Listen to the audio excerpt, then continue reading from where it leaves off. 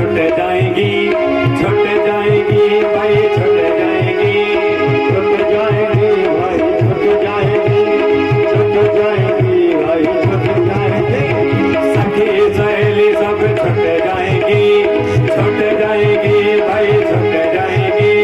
सखी सहेली छुट जाएंगी, छुट जाएंगी, सब छुट जाएंगी। ये सब लेने वाले आते हैं तो अपने आपसी समय ही रह जाते हैं। बताओ किसी के साथ कोई जाता हो? कोई नहीं जाता। बेटी की विदा होती तो बेटी अकेली जाती है, और हम लोगों की जब विदा होगी तो हम लोग अकेले जाएंगे, चाहे परिवार के हो चाहे कोई भी हो। करना क्या पड़ता है? बाद बड़े है रोनो जी, अरे बाद बड़े है रोनो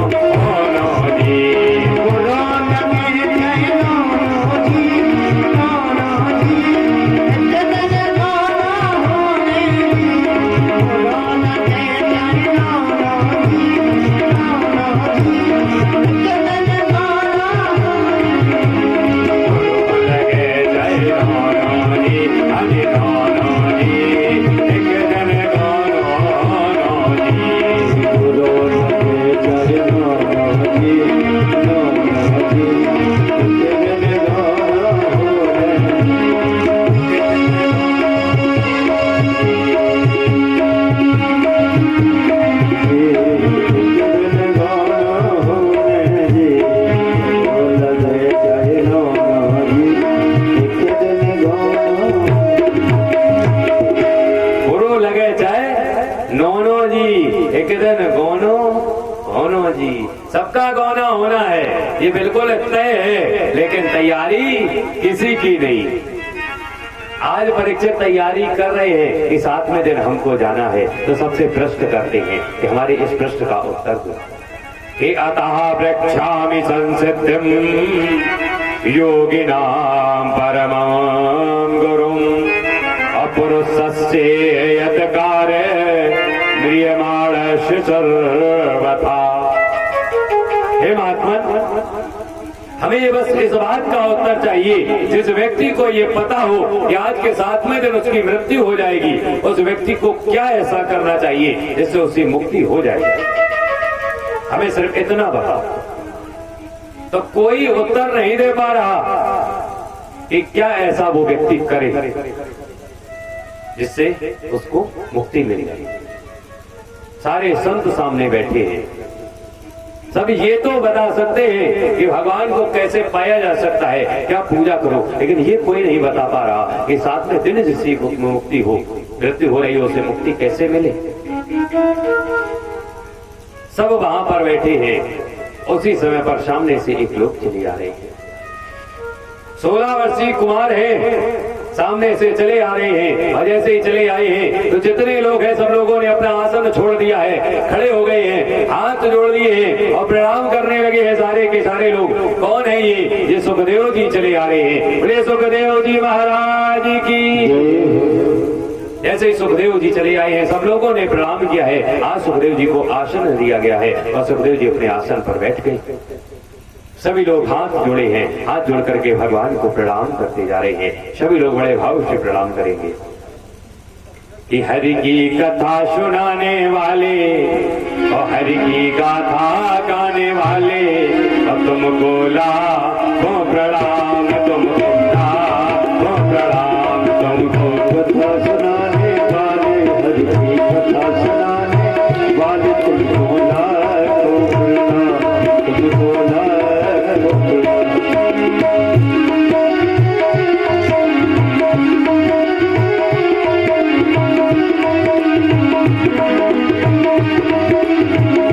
हरि की कथा सुनाने वाले, हरि की गाथा गाने वाले, तुमको लाखों प्रणाम, तुमको लाखों प्रणाम। हरि की कथा सुनाने वाले, हरि की कथा सुनाने वाले, तुमको लाखों प्रणाम, तुमको लाखों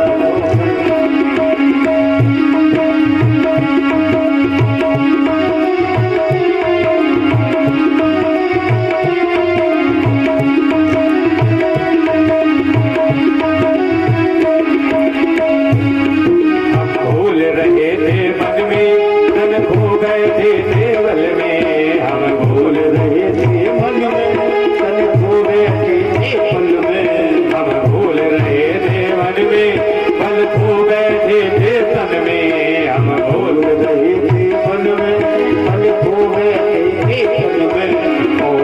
दिखाने वाले, प्रभु की राह दिखाने वाले, तुमको लाखों प्रणाम, तुमको लाखों प्रणाम, तुमको लाखों प्रणाम, तुमको लाखों।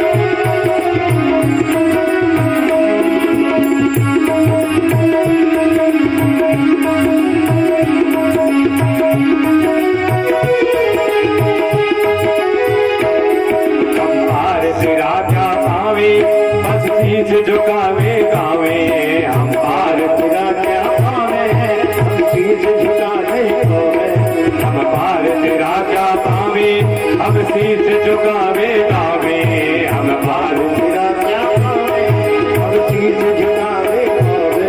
प्रभु दर्श कराने वाले, प्रभु की दर्श कराने वाले, तुम बोला गो प्रणाम, तुम बोला गो प्रणाम, तुमको दर्शनाने वाले, तुमकी राह बताने वाले, तुमको लाखों प्रणाम, तुमको लाखों प्रणाम, तुमको लाखों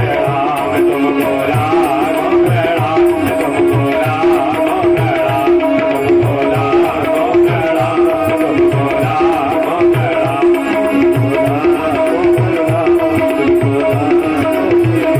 हरि की कथा सुनाने वाले, हरि की कथा गाने वाले, हरि की कथा सुनाने वाले, हरि की गाथा गाने वाले, तुमको लाखों प्रणाम, तुमको लाखों प्रणाम, तुमको लाखों प्रणाम, तुमको लाखों प्रणाम, तुमको लाखों प्रणाम, तुमको लाखों प्रणाम, तुमको लाखों प्रणाम, तुमको लाखों प्रणाम, तुमको लाखों प्रणाम, तुमको लाखों प्रणाम, तुमको लाखों प्रणाम,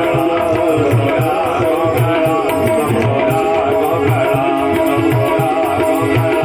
तुमको लाखों प्रणाम। बोले सुखदेव जी महाराज की।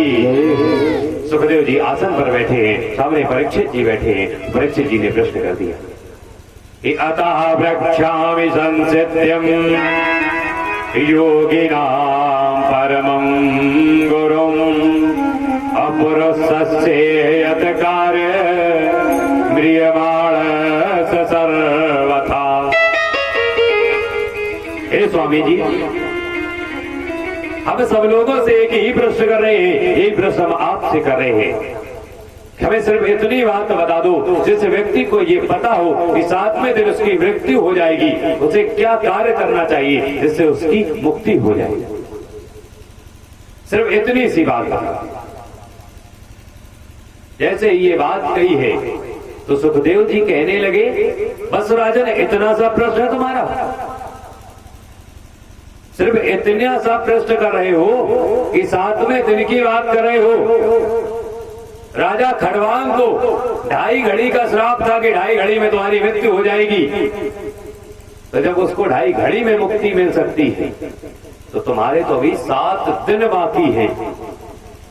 7 दिन में तो 7 बार मुक्ति मिल सकती है। जैसे ये बात कही है तो परीक्षित जी पूछने लगे, प्रभु बताओ कैसे मुक्ति मिलेगी, हमें ये बताइए। तो आज बताया है कि तुम्हें क्या कार्य करना चाहिए। पहला उपदेश सुखदेव जी दे रहे हैं। कि जितासनो जित श्वासो जित संगो जितेन्द्रिया स्थूले भगवतो रूपे मना संसारे दिया। पहले आसन को जीतो, जितासनो। अब आसन को कैसे जीता जाता है?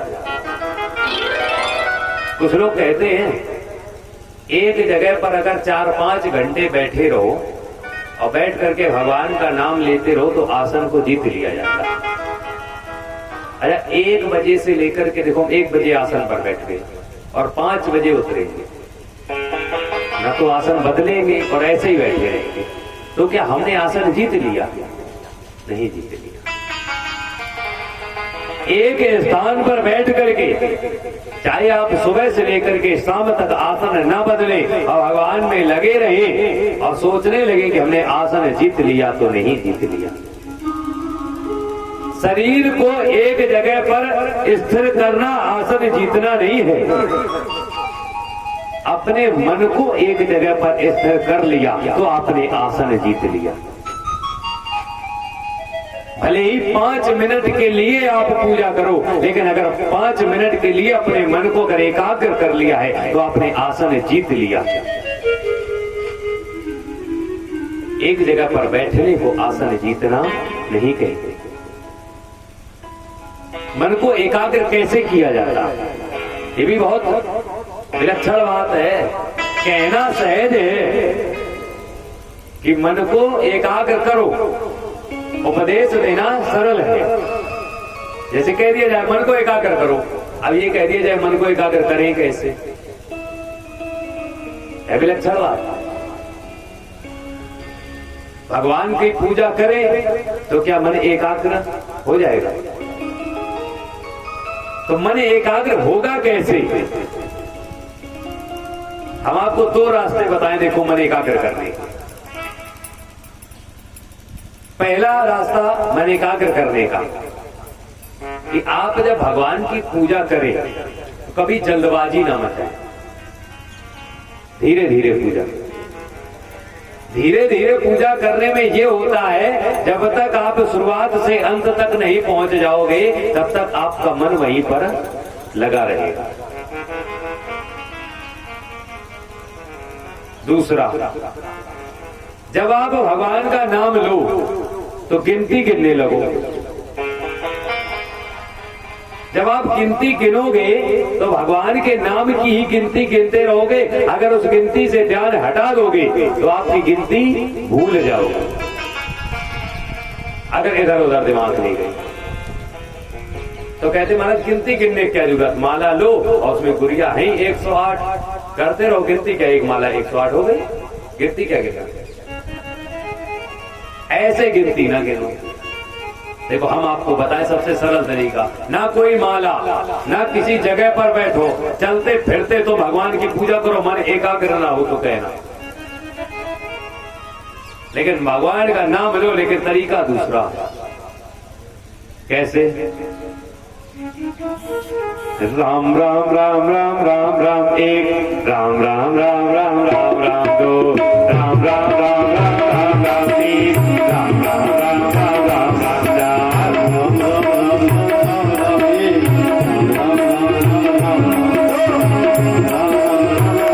4, सभी लोग कहेंगे राम राम राम राम राम राम 6, राम राम राम राम राम राम 7, राम राम राम राम राम राम 8, राम राम राम राम राम राम 9।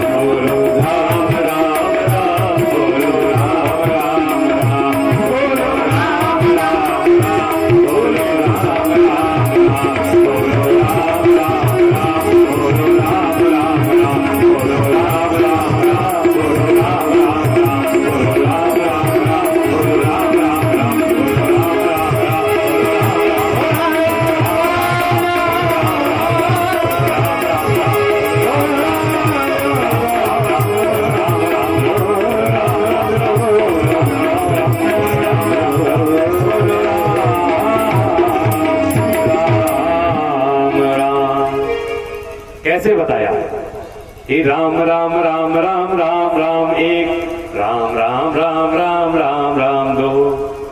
जब एक बार राम कहोगे तो 6 बार निकलेगा।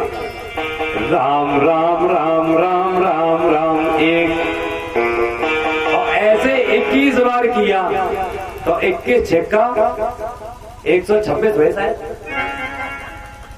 है, 20 छक्का 120 और 6 एकम 6, ऐसे 126 ही हुए शायद। गणित थोड़ी कमजोर है। तो 126 बार राम राम कहा तो एक माला से ज्यादा हो गया। ठीक, अगर ये आखिरी की जो गिनती चल रही 1 2 3 4, इससे ध्यान हटा लिया तो गिनती भूल जाओगे तो फिर गड़बड़ हो जाएगा कि माई माला नहीं हुई। तो ध्यान कहाँ रहेगा? राम राम राम राम यही रहेगा। मन हो गया एक जगह पर, भले ही एक माला की लेकिन मन एक जगह पर रहा। अगर मन नहीं रखोगे तो नाम नहीं ले पाओगे, मन एकाग्र हो जाएगा। दूसरा एक और तरीका बता दें, लेकिन ये तरीका थोड़ा उन लोगों के लिए है जिनके पास थोड़ा अभाव हो ना। ऐसा करो हो बहुत और तरीका यही अपना लो तो भगवान जी रात के हमारे पीछे पड़ जाए कि तुमने ये तरीका क्यों बताया। कि मानसिक पूजा करने लगो। अगर मानसिक पूजा करोगे तो मन एकाग्र हो जाएगा। ऐसे एक व्यक्ति था, उसका पूजा में मन ना लगे। मन क्यों ना लगे? कि जब पूजा करने चले तो पूजा की सामग्री चाहिए तो पैसा खर्च होगा। बोले पैसा खर्च नहीं करेंगे। संत जी मिले, संत जी से कहा एक बात बताओ, मैं पूजा करने बहुत मन है लेकिन पैसा खर्च ना हो। बोले पूजा करोगे अगरबत्ती तो खरीदोगे? बोले ना। बोले पतासा चढ़ाओगे? बोले ना। बोले कुछ तो चंदन खरीदोगे लगाने के लिए? बोले बिल्कुल नहीं, लेकिन पूजा करेंगे। बोले एक काम करो तो मानसिक पूजा करो। बोले कैसे? बोले भगवान के सामने बैठ जाओ और भगवान को उठाओ और कह दो भगवान जी देखो आपको हम गंगा जी में स्नान कराए रहे, और हो वहां कुछ नहीं, सिर्फ मन। ये देखो आपको गंगा जी में स्नान कराया, आपको देखो अच्छे वस्त्र पहनाए, मन से ही तिलक लगाओ, है कुछ नहीं, मन से ही भोग लगाओ, सब ये करते रहो। मन से तुम करो, कोई पैसा नहीं। बोले भगवान मिल जाएंगे? बोले बिल्कुल।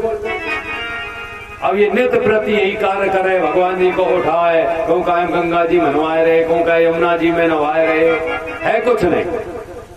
रोज केसर को तिलक लगाए रहे लेकिन है कुछ नहीं। मन है बस केसर को तिलक, अक्षत है, रोज खोआ की मिठाई। एक दिन विचार किया, एक काम करें भगवान के लिए आज पंचामृत बनाए। बैठ गई, भगवान जी को स्नान कराया, पूजा की, रख दिया। था वहां कुछ नहीं। भगवान जी ये कटोरा रखा है, ये हमने देखो इसमें दूध डाला, बस मन है कि दूध डाला। अब इसमें देखो हमने दही डाल दिया, अभी हमने घी डाल दिया, अब शहद डाल दिया। अब शक्कर की बारी आई तो इसने शक्कर का लिफाफा उठाया। ना हाथ में शक्कर का लिफाफा है ना कुछ है, मन है। मन एकाग्र है कि हाँ ये चीज हमारे हाथ में है, तो मतलब कि पूजा से मन इधर उधर नहीं जा रहा, मन वहीं लगा है। क्यों? अगर मन इधर उधर करेंगे तो भूल जाएंगे। सामने चीज रखी तो दिख रही है, और जब मन से है, जब है नहीं तो मन वहीं रहेगा। और शक्कर उठाई और जैसे ही डाली, डालते डालते मन में ये विचार आया कि अगर पूरी शक्कर डाल दी तो पंचामृत ज्यादा मीठा हो जाएगा, तो थोड़ी बचा के रख ले, कल काम आएगी। तो इसने थोड़ी मन से ही डाली और थोड़ी बचा ली। जैसे ही बचाई भगवान प्रकट हो गए, हाथ पकड़ लिया। क्यों रे मूर्ख, एक बात बताओ, ये तुम्हारी जेब से लग रही, जब वो मन से डाल रहे तो पूरी डाल दो। जैसे ही भगवान को सामने देखा, पैर पकड़ लिए कि प्रभु हम सिर्फ मन से ही पूजा कर रहे थे, जब आपको कुछ अर्पण नहीं कर रहे थे, और फिर भी आप मेरे सामने प्रकट हो गए। बस यही एक भगवान चाहते हैं कि मन सौंप दो, और कुछ सौंपो या ना सौंपो, बस वो मन चाहते हैं। आप उनके पास में भोग लगाने के लिए जाते हो, मैया के दरबार में लाते हो, क्या मैया कुछ खा लेती है? कुछ नहीं खाती, सिर्फ भाव है आपका कि भाव का भूखा हूं मैं, भाव ही बस सारे है। और भाव से भज ले जो प्राणी, भव से बेड़ा पार